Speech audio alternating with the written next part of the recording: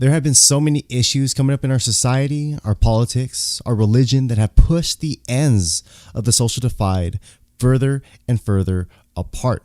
The polarization of our nation is tragic, and the mainstream solution to correct this divide is to take the principles and the values of our opponents, then superimpose our own agenda onto them, and lob these emotionally driven grenades back over with ad hominem attacks, inconsequential allegations, and unsubstantiated truths. And quite frankly, many people are just getting tired of it.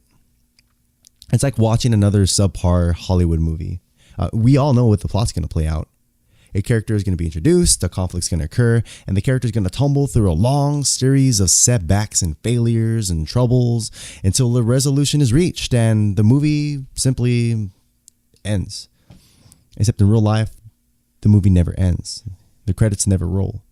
We wake up every day and people are still attacking each other, still complaining about their lives and the injustices imparted on them, and continue to accuse other people for being inconsiderate towards their identities, which have become these fragile, damaged, inconsolable human beings.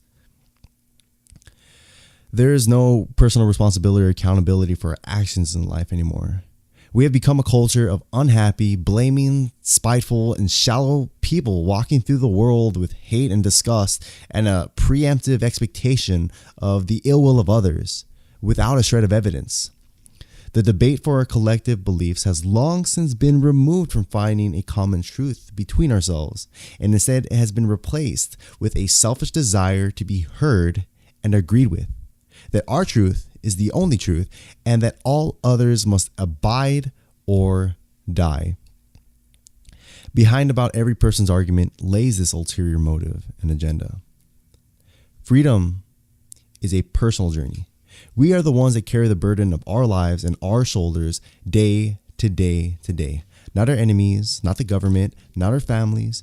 We are the ones who have to live with ourselves every waking moment of the day, and only we can change the way we talk to ourselves and change the way we perceive the world in order to live a better life.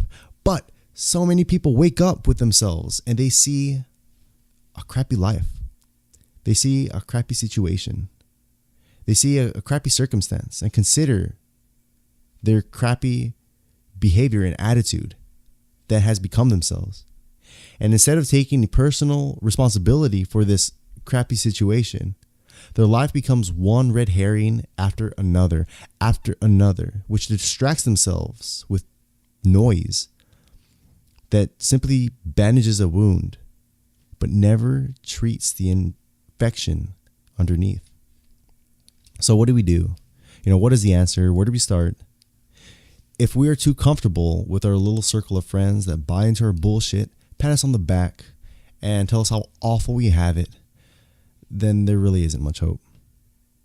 Luckily, there is one question that we can answer, and it's quite simple and the basis of a solid start. We must consider where our life is right now.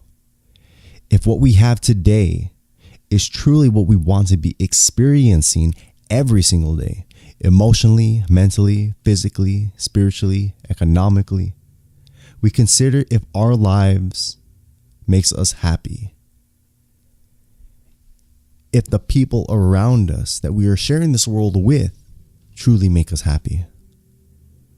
And having done this, we then acknowledge that the way we feel about ourselves and the way we feel about the people around us is a direct result of how we perceive the world we live in.